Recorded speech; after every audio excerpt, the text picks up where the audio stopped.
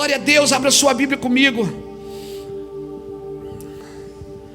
Depois eu falo dos nossos materiais aqui. Eu não quero perder essa unção que está aqui. Não que os nossos materiais não sejam ungidos, mas é que eu sinto de continuar nesse rio. Salmo 19.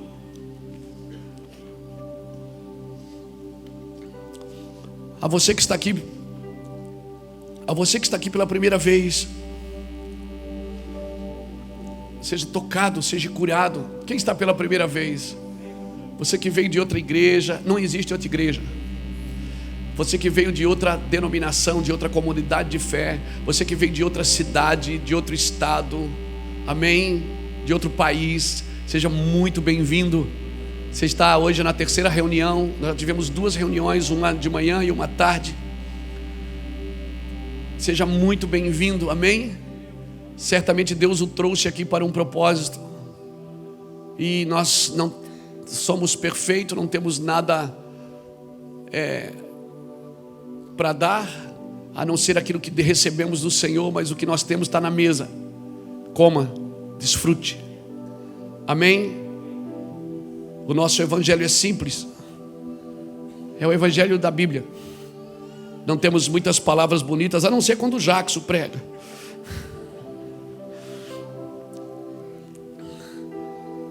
Estamos tentando ficar parecido com Jesus.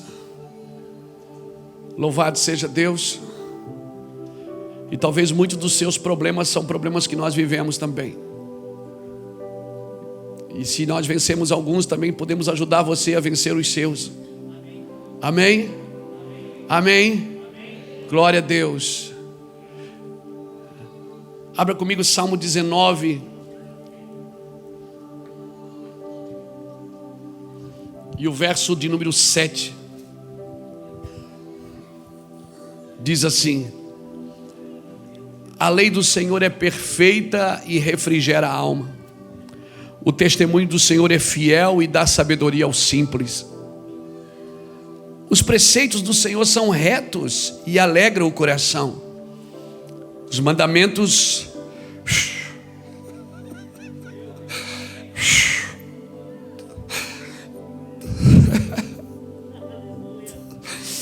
os mandamentos do Senhor, o mandamento do Senhor é puro e ilumina os olhos. O temor do Senhor é limpo e permanece para sempre. As ordenanças do Senhor são verdadeiras e inteiramente justas. Mais desejáveis são do que o ouro, sim, do que o ouro fino. São mais doces do que o mel, do mel que goteja dos favos. Por eles é admoestado o teu servo, e em guardar a grande recompensa.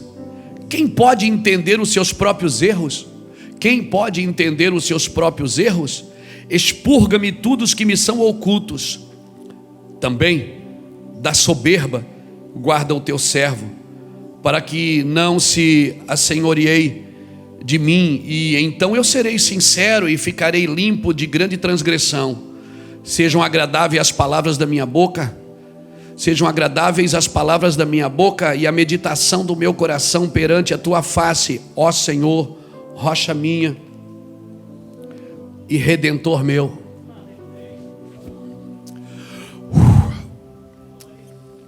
Jesus está curando alguém de câncer na garganta. Eu não sei se está aqui ou se está em casa, mas Jesus está curando agora. Jesus está curando uma pessoa de câncer na garganta agora. Seja curado você, em nome de Jesus. Irmãos, a presença de Deus, ela exige de nós reverência e tempo de qualidade.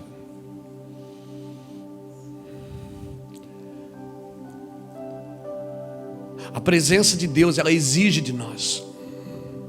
Por isso que quando você vai ver muitas vezes na Bíblia, quando o Senhor ia aparecer, Ele dizia: olha, não se achegue a mulher, não faça isso, não faça aquilo. Aí ficava pensando: poxa, quer dizer que eu que sou casado não posso nem tocar minha esposa? Porque eu vou ficar com Deus, Deus disse: não é isso que eu estou querendo dizer. Eu estou querendo dizer que você não tenha outra expectativa e não tenha outro prazer, que o seu prazer seja em esperar a minha presença. E você vai ver que com a minha presença você vai desfrutar muito melhor da sua esposa, dos seus filhos, daquilo que eu te dei. As coisas que Deus te deu sem a presença de Deus são só coisas. As pessoas que estão perto de você sem a presença de Deus são só pessoas. Mas quando a presença de Deus invade a sua vida, você começa a olhar para as pessoas com outro olhar. Já não é mais um olhar de condenação. Por isso a presença de Deus, ela tem o poder de trazer à existência aquilo que não existe. A presença de Deus, a presença do Senhor é melhor do que a vida. E eu estou lendo aqui o salmo de um homem que sabia bem o que estava dizendo. O homem que a Bíblia chama de segundo o coração de Deus. Não porque ele tinha o coração de Deus, mas é um homem que entrou no coração de Deus e sabia o que Deus queria sem Deus ter que dizer.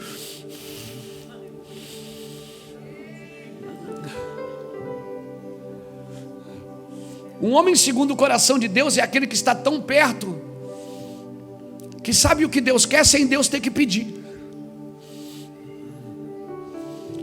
Que lugar é esse, irmãos? É possível estar ali? É possível. Então Davi começa a falar da palavra de Deus. Ele diz: olha, a lei do Senhor é perfeita, refrigera a alma, o testemunho do Senhor, os preceitos do Senhor, os mandamentos, o temor. Meu Deus, ele começa a exaltar a palavra de Deus. E ele diz assim: são mais desejáveis do que o mel que goteja dos favos. E essa comparação aqui é interessante, porque quando você vai comprar mel que está no pote, a primeira coisa que você pergunta é o quê? É puro. Então é mel que goteja dos favos para não deixar dúvida, para você saber de onde você está comendo.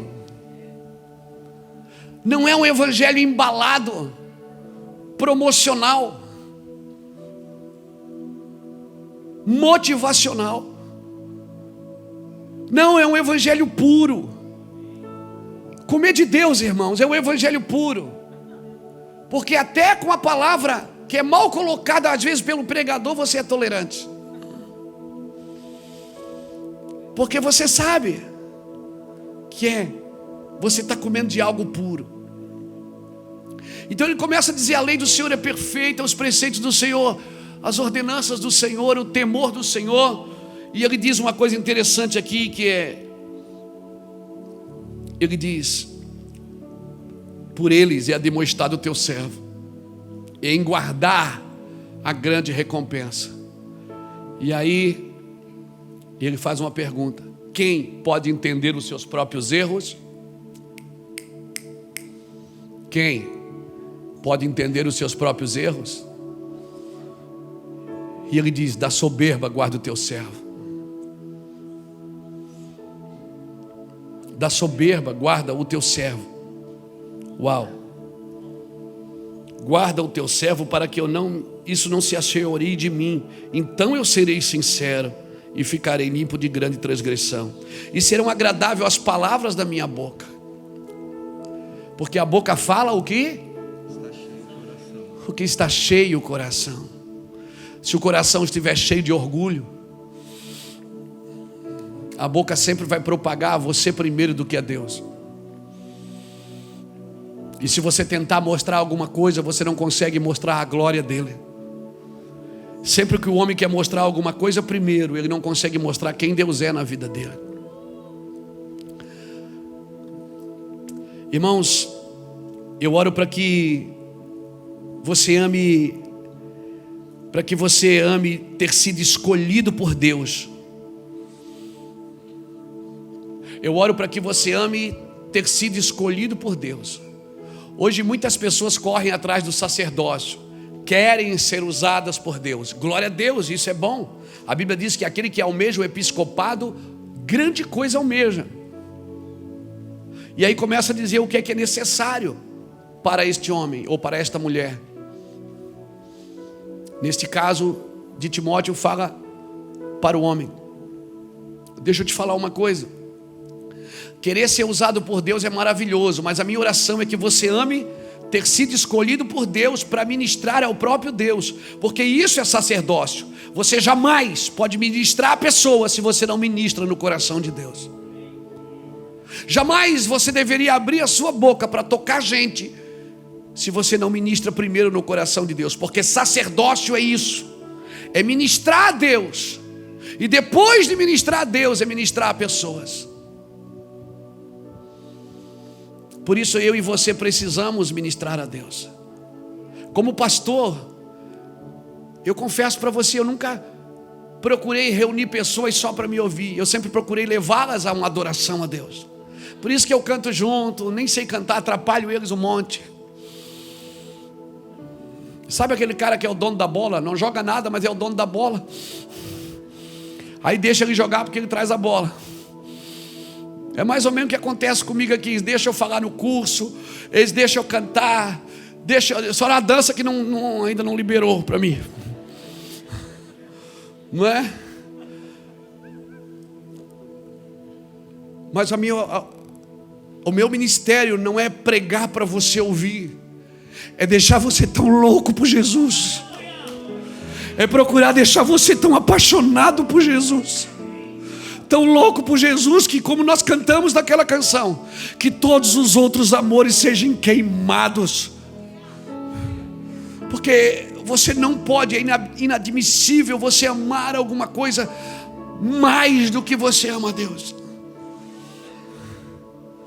Eu provo por dentro da Bíblia para você que eu não posso amar a Iraci, amar meus filhos, amar meu ministério mais do que eu amo a Deus. Então eu amo eu a amo através de Deus, porque é Ele que me mostra onde estão os defeitos, como eu posso amá-la, como eu posso fazê-la feliz, como eu posso cuidar dos meus filhos, como eu posso fazer bons negócios. É Ele que me ensina, amém, a ser justo, a ser correto. Talvez tenha às vezes que voltar 2, 3 casas para avançar depois. Talvez tenha que recuar em algumas coisas para manter a integridade. Mas querida, minha oração é que você seja tão apaixonado por Cristo. Então eu não estou aqui só para falar, eu estou aqui para transmitir. Eu não quero só informar, eu quero transmitir. Porque informar, você pode ser informado. Hoje tem grandes palestras, grandes coisas que você pode aprender. Mas eu fico feliz quando alguém que vai palestrar, alguém que vai pregar, alguém que vai ensinar, não está ali somente com um esboço na mão, mas tem um coração em chamas, tem uma cabeça iluminada pela glória de Deus e um coração em chamas, que se ninguém der glória a Deus, ele faz festa sozinho. Eu já fui em lugar pregar, irmão, que eu voltei para casa chapado, porque se ninguém quiser, eu como tudo sozinho. Mas o meu trabalho aqui não é informar você, o meu trabalho aqui é dizer para você, tem muito mais do que isso. Talvez você tenha que soltar algumas coisas para poder pegar as outras. Como eu vou ser bênção na vida das pessoas se eu não ministro no coração de Deus? Tem pessoas, irmãos, que estão afetadas pelo Senhor Google. Ou seja, tem todas as informações, mas não sabem nada. Tem todas as informações, mas não sabem nada. Vive um evangelho onde o erudismo evoluiu e a piedade faliu. Onde as pessoas estão recebendo informações de quem Deus é, do que é isso, do que é aquilo, mas o toque do Supremo, o toque da sua glória, o seu favor, você tem que queimar por Jesus, querido. Você tem que querer isso mais do que qualquer coisa na sua vida.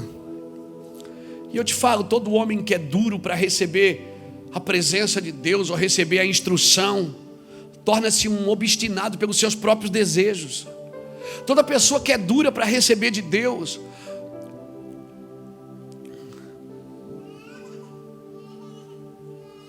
pode se tornar obstinada pelos seus próprios desejos. Isso é perigo, querido. Você não vive na vida isolado. Tudo que você faz afeta. Ou afeta você, ou afeta pessoas que estão perto de você, para o bem ou para o mal. Afeta para sempre o seu destino. Todas as atitudes definem os seus destinos. Todas as atitudes que você tomar, seja para o bem ou seja para o mal. O que você faz jamais será neutro. Não há neutralidade nas suas ações. Não há neutralidade. Ou eu sou uma bênção ou eu sou uma maldição. Não existe meio termo, eu sou meia bênção. Hoje eu fui bênção, ontem eu virei maldição. Não existe meio termo. Não existe neutralidade nas suas ações. Eu sou uma bênção. Eu vou ministrar no coração de Deus, eu vou adorá-lo, eu vou ter o meu devocional com Ele diário, eu vou deixar Ele construir ideias na minha vida, eu vou deixar Ele mostrar eu para eu mesmo, para mim mesmo. Eu vou ter experiências com Deus. E cada vez que você abrir a Bíblia, ela vai mostrar você para você mesmo. Você vai ter um choque de realidade. E você vai ver que você não é tão bom assim. E quer saber quando as coisas começam a acontecer na sua vida? Sabe como você sabe que está cheio da presença de Deus? É quando você não fala mais mal de ninguém, você só fala mal de você.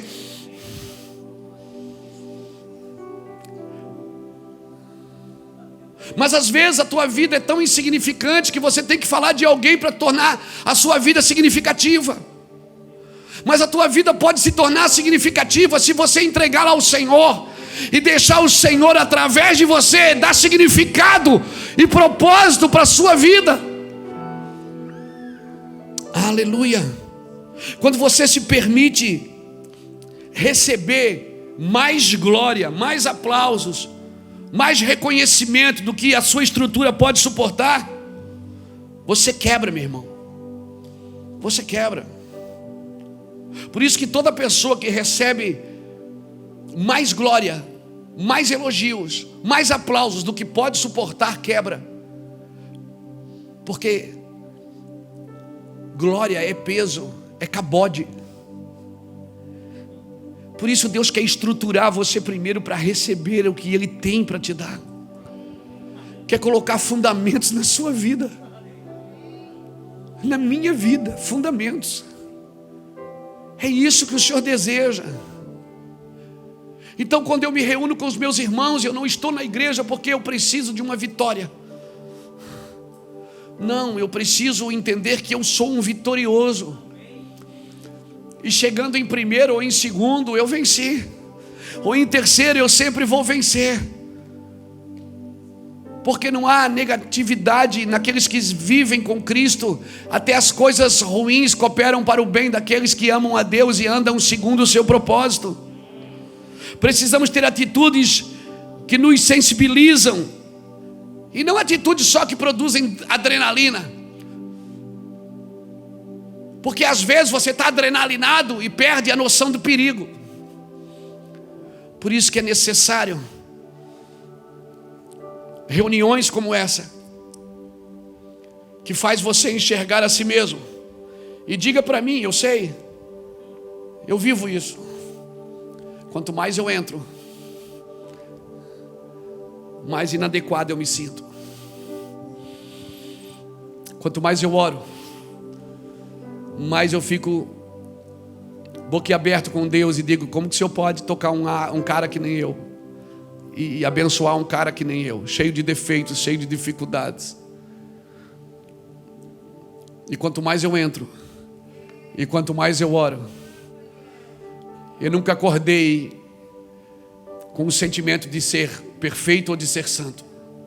Eu sempre acordo com o sentimento, Rosita, de estar devendo. O meu sentimento é sempre, eu estou devendo, eu posso fazer mais. Eu sei que Jesus já pagou o preço na cruz, não é sobre salvação que eu estou falando. Porque salvação não tem preço. Ele te salvou, não vem das obras para que ninguém se glorie. Mas Ele não me salvou só para ficar salvo, só.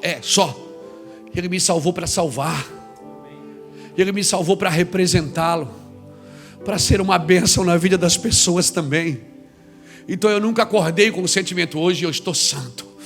Oh, santidade, quem tocar em mim hoje vai ser queimado. Não, eu sempre acordo e digo: Deus, o que eu posso fazer para melhorar? O que eu posso fazer para melhorar? Porque eu aprendi isso com um homem de Deus. Se você estiver no pó, o diabo nunca vai conseguir te derrubar, porque você já está no pó.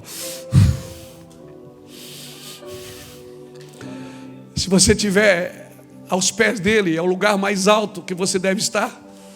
O diabo vai derrubar quem? Quem já está no chão? Ele vai derrubar, Vânios, quem já está no chão. Experimente isso. Quanto mais você entra em Deus, você vai ter vontade de pedir perdão para as pessoas. Quando você entra em Deus, você vai ter vontade de consertar as coisas.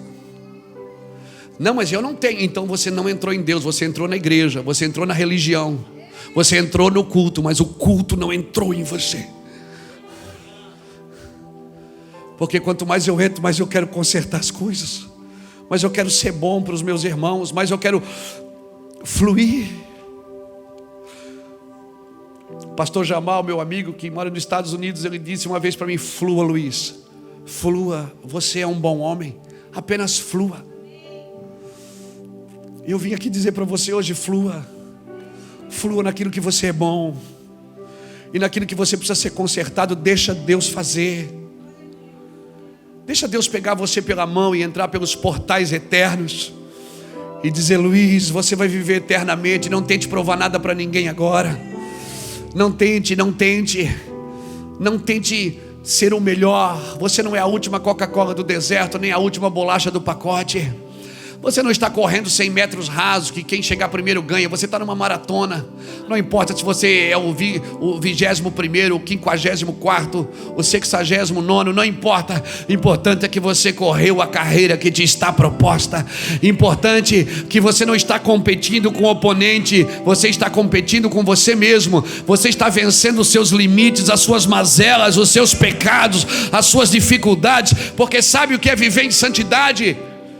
Santidade não é você passar 5, 6, 7 dias no monte e descer e achar que está mais santo do que todo mundo. Santidade é você vencer o pecado diariamente. É você dizer não quando você tem vontade de dizer sim. É você não tocar quando você tem vontade de tocar. É você não pegar quando você tem vontade de pegar. E você dizer: não, por ti, Jesus. Isso é santidade. É você superando todo dia, toda hora, todo instante, todos os dias, toda hora, todo instante. Isso é santidade.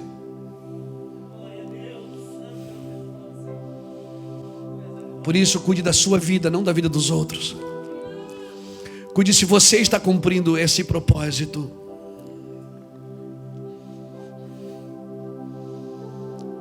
A lei do Senhor é perfeita e refrigera a alma. Os preceitos do Senhor são eternos. Amém. Cuidado, não viva só um evangelho de adrenalina, viva um evangelho de sensibilidade. Muitas vezes a adrenalina nos dá uma sensação de ausência de perigo. Parece que não tem perigo nenhum, mas tem. E nós vamos aprender uma coisa: que o sabor da vida não está em grandes eventos, está em pequenos obstáculos que você vence todo dia. Aquela briga no trânsito que você venceu, aquela agressão que você não revidou, aquele palavrão que você não disse, aquele soco que você não deu. Deu vontade, não deu? Aquela ofensa que você não deixou sair de dentro de você, porque você está amando Jesus mais do que qualquer coisa. Quem pode reconhecer os seus próprios erros? Se ele não estiver junto para dizer isso: Luiz, isso está errado. Quando Isaías viu a glória de Deus, ele disse: meu Deus, eu vou morrer, eu sou um homem impuro. Você não vê que é impuro até estar na presença dele. Você não vê que é imundo até estar na presença dele. Você não vê que não merece até estar na presença dele. Ah, você vai conhecer a graça. E sabe de uma coisa? Você não vai precisar nem de uma hiper, super, ultra graça. você vai querer viver a graça diariamente. E isso é evangelho, vida cotidiana, vida de renúncias, vida. Quer conquistar? Conquiste você. Supere. Milagres que não são movidos por compaixão, eles podem estar sendo movidos por ambição de poder.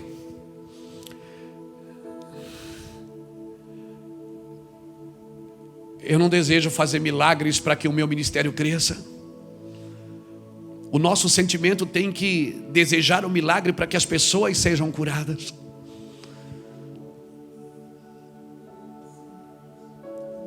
Eu não desejo encher cadeiras para que o meu ministério seja o maior. Eu não desejo ser a maior empresa da cidade para dizer que eu venci o prêmio, não. O nosso sentimento é: eu desejo fazer porque tem vidas em jogo, Jesus. Então, se eu estiver brilhando, eu sei que o Senhor vai me colocar no alto e eu vou iluminar toda a casa. Eu vou ajudar meus irmãos que ainda não enxergaram a luz. Eu vou servir meus irmãos que ainda não viram a luz. Eu vou servir aqueles que ainda não acharam o caminho.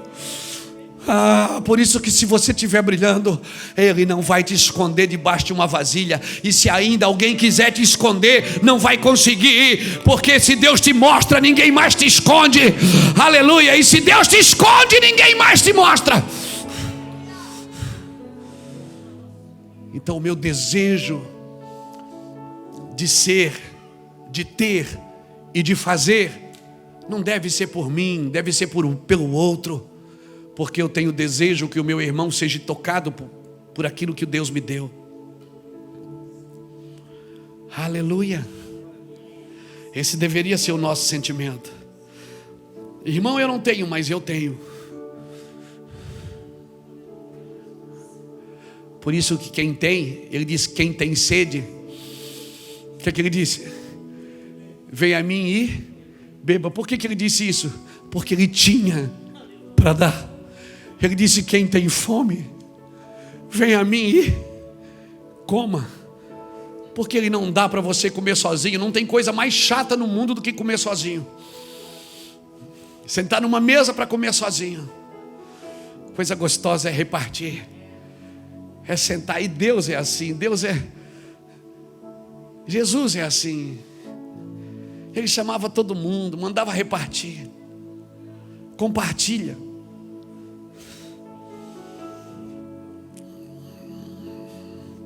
Sabe de uma coisa, irmãos? Esses dias eu estava lá sentado na minha sala, que agora ela ficou uma sala vazia, que eu levei tudo lá para o escritório. E eu disse: Senhor, eu não estou com vontade de orar,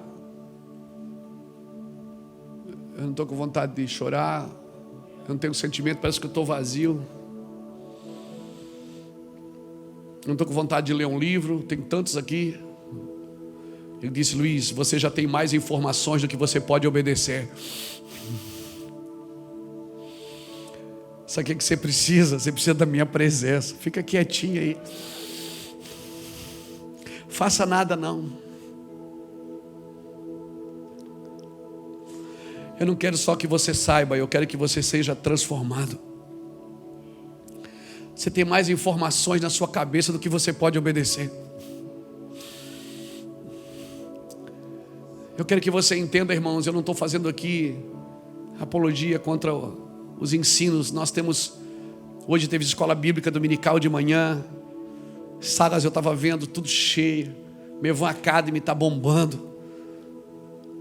Vamos invadir as nações em nome de Jesus. Não é isso que eu estou falando, irmãos. Eu não tenho problema com o ensino. Eu sou um autodidata. Eu mergulho nas escrituras e nos livros. E o que eu não sei, eu sento com o Espírito Santo para aprender. Sento com os pastores e professores que sabem mais do que eu. Mas tem uma coisa que eu não abro mão e é insubstituível. É a presença de Deus. Muita gente sabe tanto que agora quer doutrinar o amor de Deus. Essa é a frustração da religião. Tentar doutrinar o amor de Deus. Dizer: isso Deus não permite, aquilo Deus não gosta. vá se converter. Vai entrar no coração de Deus e descubra realmente o que Deus ama. Deus ama os pecadores. Deus ama os pecadores. E Ele espera que a igreja ame também. E saiba separar o pecado do pecador. Que ela abomine o pecado, mas continue amando o pecador. Porque quando ela não faz essa separação, ela não consegue mais tocar o mundo.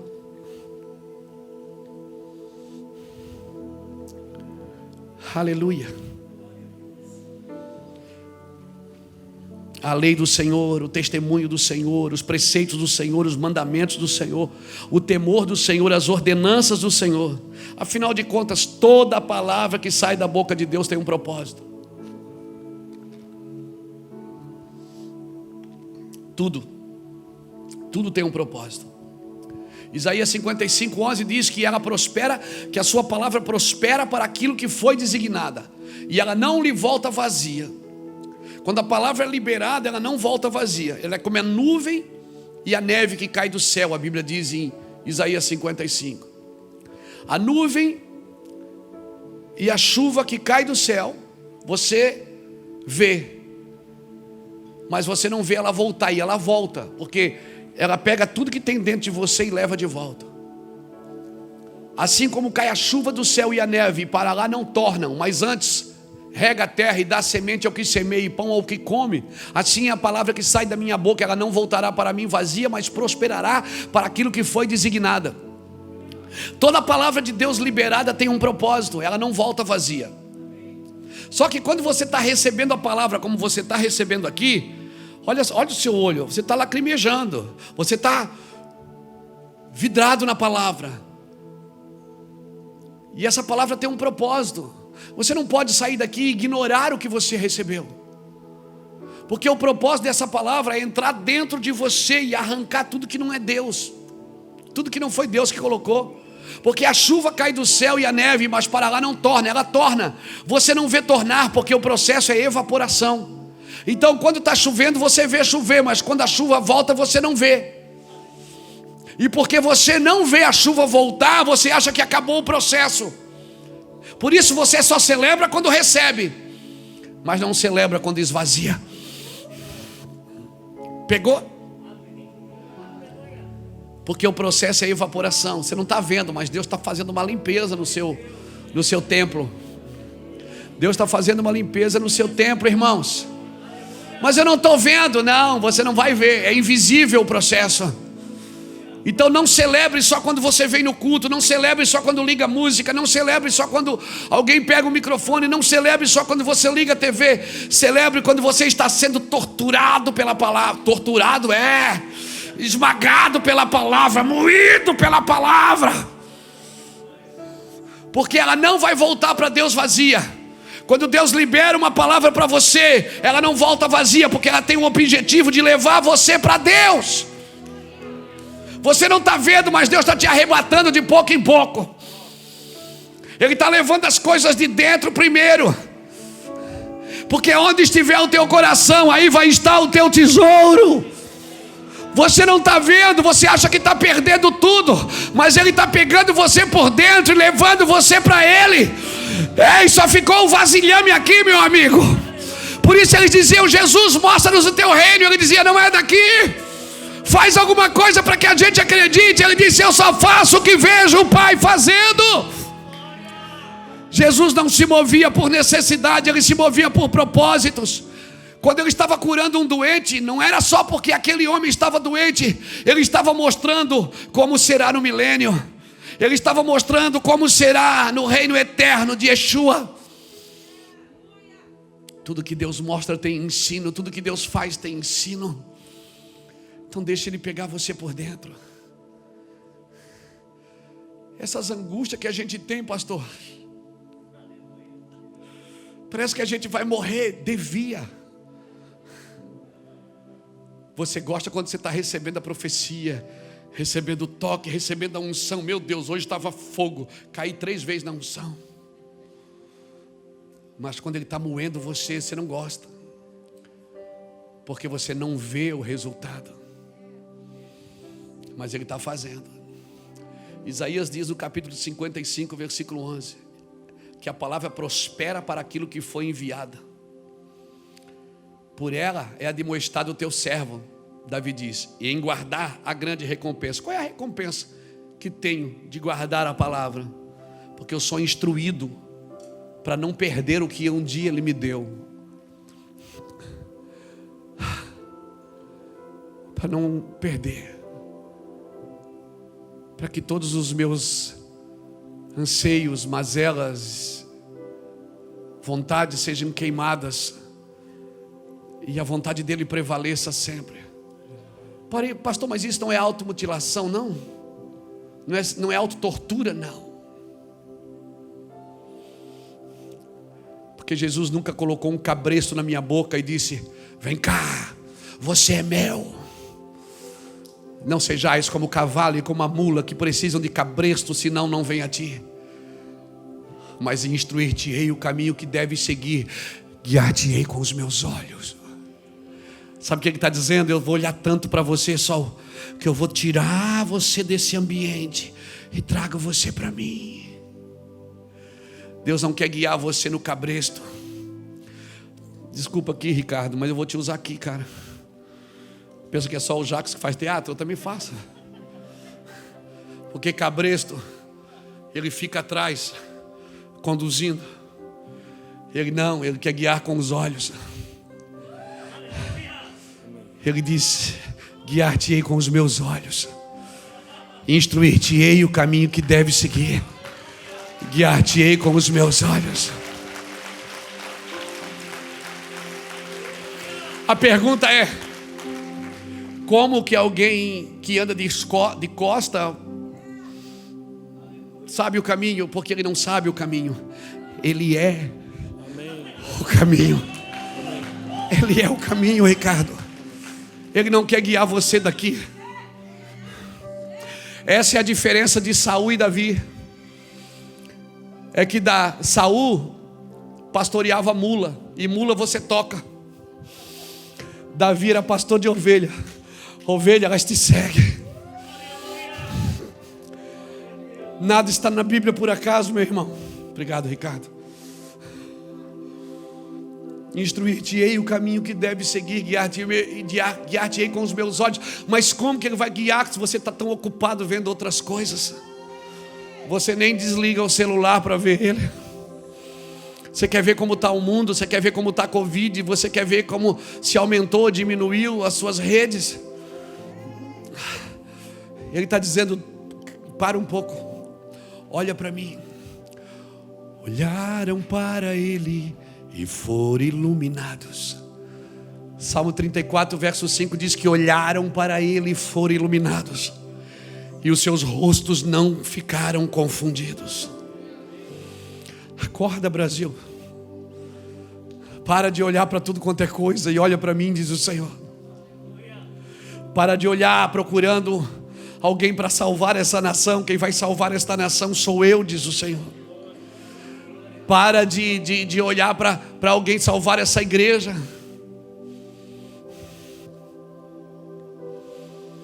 Essa igreja é minha, diz o Senhor. Quem pode reconhecer os seus próprios erros? Porque quando você olha para Ele, seus olhos são como?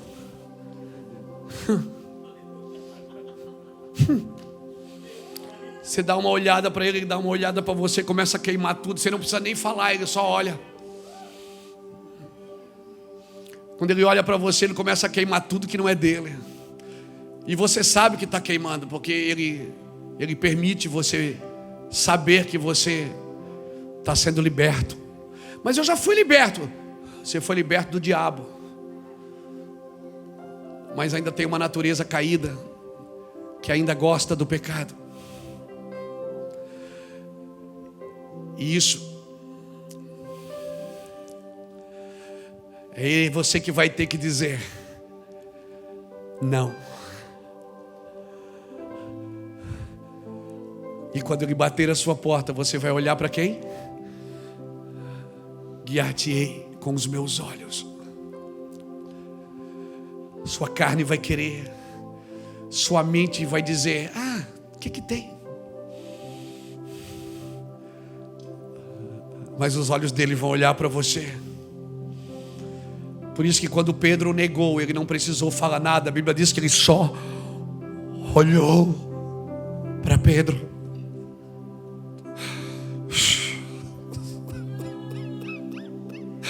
Ele só olhou, cara.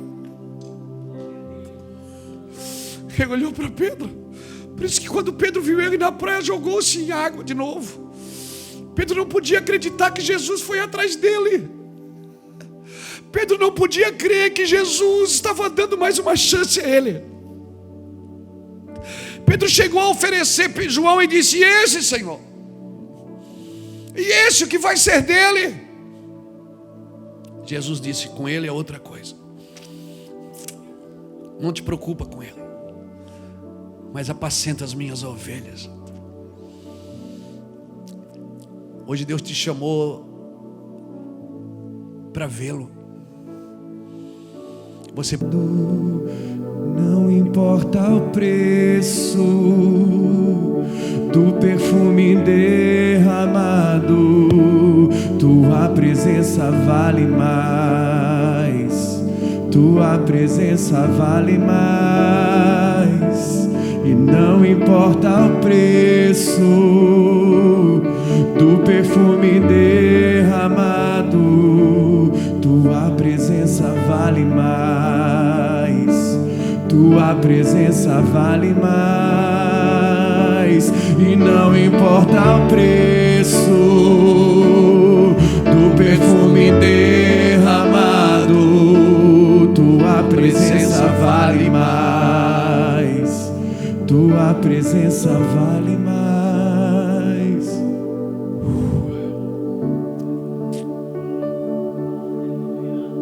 Te amo, Jesus. Te amo. Nós te amamos, Jesus. O seu amor é lindo, Jesus. Nos ensina a amar como o Senhor ama, Jesus. Por favor, quebranta os nossos corações e nos ensina a amar. Não temos nada para defender, nada para proteger, nada para guardar, a não ser a tua presença. Por isso, Senhor Deus, nos ensina a proteger esta unção, nos ensina a proteger essa coisa gostosa de estar na tua presença.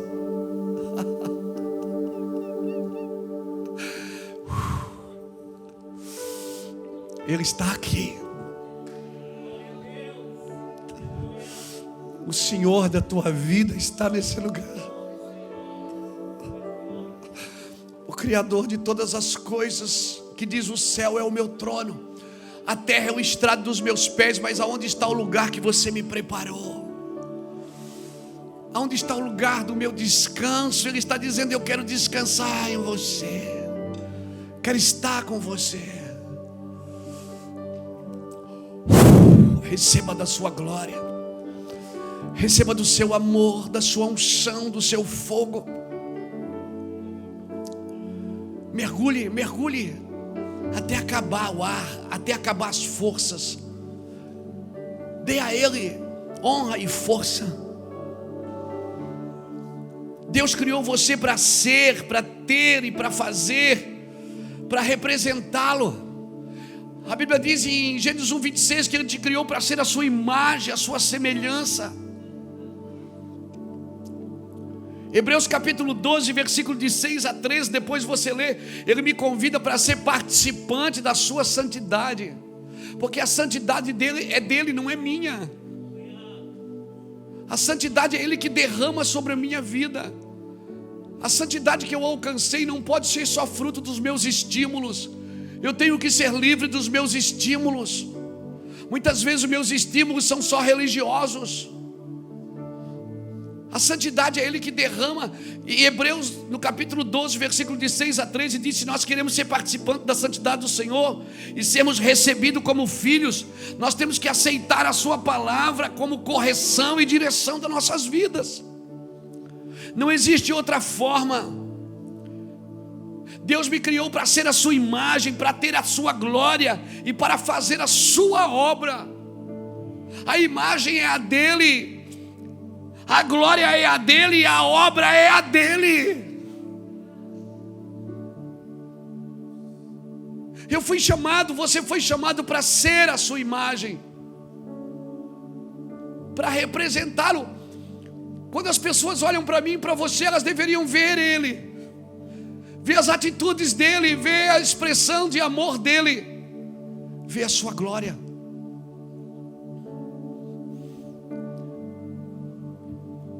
Para ser a sua imagem, para ter a sua glória e para fazer a sua obra. A obra dele, não é minha. Eu sou cooperador desta obra. Eu coopero em algo que ele já está fazendo. Eu não posso querer empregá-lo no meu ministério. Deus, ele não está empregado no meu ministério. É o meu serviço que apresenta ele, edifica ou não. É o meu serviço que mostra ele. O homem tem trocado estes princípios e passado a ser, a ter e a fazer conforme o seu próprio coração. Deus chamou ele para ser, ter e fazer segundo o seu propósito. E muitas vezes nós pegamos esse propósito de ser, ter e fazer conforme o nosso próprio coração, vamos desagradando e entristecendo o coração de Deus. E sabe o que é que isso vai acontecendo com a gente? A gente vai se tornando obstinado. Sabe o que é que significa obstinação? Segura. Acto e efeito de obstinar, teimosia, inflexibilidade, porfia. Tem uma obstinação que é santa. Nós até uma vez pregamos sobre isso aqui. Acho que tem um vídeo na internet com esse tema que a gente pregou. Santa obstinação, que fala de perseverança. Mas é uma santa obstinação pelas coisas de Deus, não pelas minhas coisas. Porque obstinar é o ato ou efeito de obstinar, teimosia, inflexibilidade, porfia. Uau!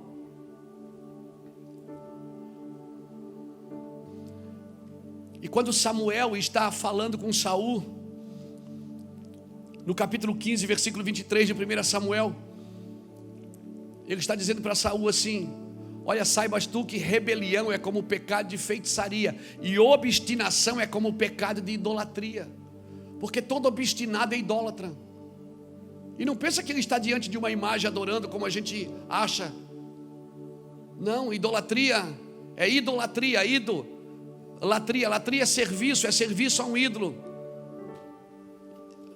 E o obstinado, ele idolatra a si mesmo. Idolatra o que ele está fazendo, o que ele é, o que ele tem e o que ele faz. Idolatra o que ele é, o que ele tem e o que ele faz. Quando Deus chamou ele para ser, ter e fazer segundo o seu propósito. Obstinação torna a pessoa idólatra de si mesmo. Pelo que é, pelo que tem, pelo que faz. Manchando assim os princípios de Deus. Por que eu estou falando isso? Porque Davi falou isso. Ele disse: quem pode reconhecer seus próprios erros? Expurga-me daqueles que me são ocultos. Então tem erro oculto que a gente não percebe que tem. A gente só percebe na presença de Deus. E quando estiver na presença de Deus, que você se deparar com uma vontade que não é de Deus, peça para Ele: tira isso de mim. Porque isso vai tornar você obstinado. Quando você quer muito uma coisa que Deus não quer, você se torna obstinado. Foi isso que aconteceu com Saul. Ele era obstinado pelo trono de Israel. Davi não. Davi era por Deus. E só pode ficar no trono quem não ama o trono. Quem ama Deus. Saul amava o trono. Perdeu os dois. Davi amava Deus. E a palavra para ele foi: o cetro jamais se apartará da tua casa. Então essa palavra para todo aquele que ama Deus mais do que qualquer outro amor. Que o favor de Deus jamais se aparte da tua descendência até a sua volta. se aparte dos teus filhos, se aparte dos teus netos, dos bisnetos, tataranetos.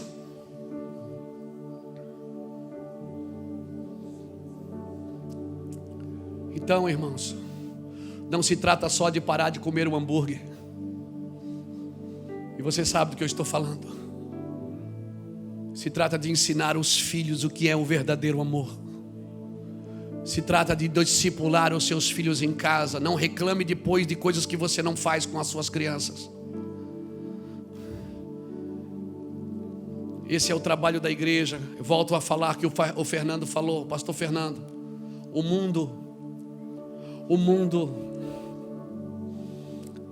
é o mundo. Não vai mudar, vai piorar. O sujo vai se sujar mais. Mas a igreja não pode deixar de ser igreja. E ela só consegue ser igreja banhada de amor. Senão ela está só numa guerra de ideologia. Eu não estou em guerra de ideologia.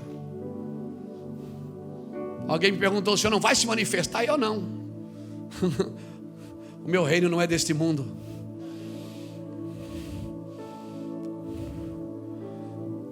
Eu estou preparando os meus filhos, meus netos, nossos líderes, nossos pastores, que devem estar preparando os filhos deles também, a igreja que eles pastoreiam, e você também, para viver o reino de Deus. Então não importa as propagandas do Burger King, da Nike, não importa. Ah, mas isso é o trabalho deles. Talvez se nós fizéssemos o nosso trabalho, não teria espaço para eles terem o trabalho deles. Vamos fazer o nosso trabalho. Vamos doutrinar nossos filhos em casa. Vamos ensinar para eles o que é Deus, o que é família, o que é geração, como uma geração procria. Ensine para os seus filhos.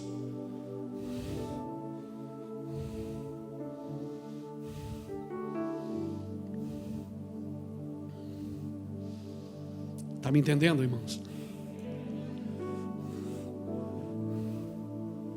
Nunca foi o aumento da maldade que destruiu as nações, foi sempre a falta da justiça.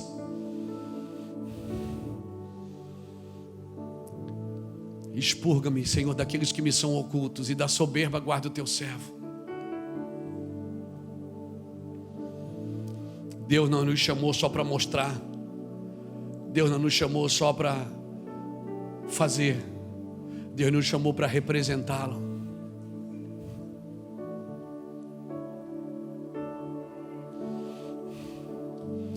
Ah, como eu estou sonhado com esse tempo, irmãos. Eu tenho sonhado com esse tempo. Como Deus é lindo. Não faça qualquer coisa para segurar o seu trono, o seu lugar. Não precisa. Porque se foi Deus que te pôs aí, só Deus te tira daí. Amém. Não seja arrastado pelas falsas profecias da sua alma. Não seja arrastado, porque elas alimentam os desejos secretos e as motivações dos seus próprios corações. Elas alimentam o cruel anseio pelo ganho e pela promoção. A palavra de Deus não vem só para trazer promoções. A palavra de Deus é para você entender que você já foi promovido na cruz. Ele morreu por nós quando nós não éramos merecedores de nada. E se Ele nos tornou merecedores, nós deveríamos honrar esse mérito. Nós deveríamos honrar esse mérito. A palavra vem para trazer cura, transformação, libertação e santidade. Elogios e reconhecimento, riqueza e fama, conforto desta vida são valores temporais, irmãos.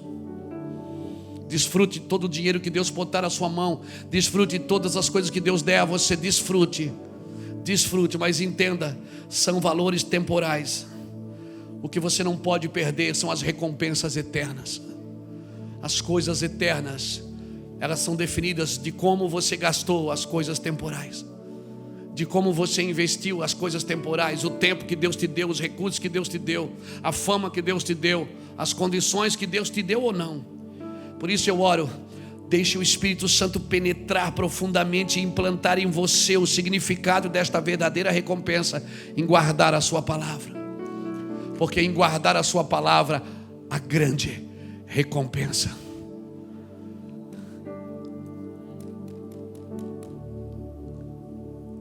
Canta aquela música de novo, irmão. Eu quero pedir para você ficar de pé comigo.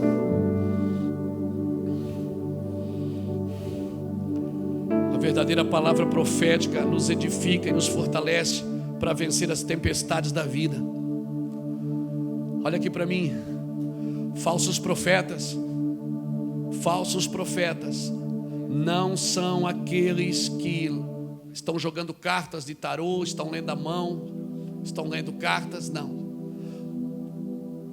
Falsos profetas não são aqueles que estão sendo conduzidos por estrelas, por búzios, mas são aqueles que distorcem a palavra e aplicam ela somente na alma. Você vai ver, e muitas vezes na Bíblia, Ezequiel, Jeremias profetizando aos falsos profetas. E os falsos profetas não eram os profetas de Baal que eles estavam profetizando, eram os profetas do Senhor, homens e mulheres de Deus. Por isso nós estamos entrando, irmãos, num tempo de muito... Esse choro que está preso vai vir para fora. Vai vir para fora, irmãos. Gaste um tempo com o Senhor. Promova na sua casa um ambiente só para você e para Deus. Promova um ambiente que você pode estar sozinho com Ele. Os que distorcem a palavra e usam o nome de Jesus estão nas igrejas e conferências. Não são os que jogam tarôs, búzios, cartas. Não são esses. Nós não podemos firmar a nossa igreja, o nosso ministério, as nossas empresas em nome de Jesus e não falar pelo Espírito. Nós não podemos mais falar segundo a idolatria dos nossos corações. Nós não podemos mais deixar que um pouco de fermento levede toda a massa. Nós não podemos, irmãos. Não somos chamados por Deus para projetar o nosso ministério, mas para projetar a vontade de Deus. Por isso a palavra do Senhor é perfeita e refrigera a alma. O testemunho do Senhor é fiel e dá vida aos simples. Se você é um cristão em Jesus, você não pode mais viver para si mesmo, irmãos. Pense nisso. Por favor, coloque a sua empresa na rota de Deus. Coloque os seus negócios na rota de Deus. Por favor, irmãos, coloque a sua família na rota de Cristo, no caminho de Cristo, nos trilhos do Evangelho. Você vai viver algo sobrenatural, irmãos, nos próximos dias. Vai haver um quebrantamento tão grande, irmãos, vai haver, se preparem. Quando Ezequiel profetizou aos profetas de Israel, Jeremias no capítulo 23, eles profetizaram aos profetas de Israel, e eu vim aqui hoje profetizar aos filhos de Deus. Nós não podemos mais somente pensar em nós mesmos, no nosso prazer, no nosso desejo, e mesmo assim achar que Deus vai chancelar tudo. Deus não vai chancelar nossas mentiras, nossos enganos, nosso falso evangelho, não. Nós precisamos desesperadamente de uma investida do Espírito Santo em nossos cultos. Busquem o Espírito Santo, orem até Ele chegar, orem até que algo aconteça. Vai acontecer, meus irmãos, vai acontecer. Amém?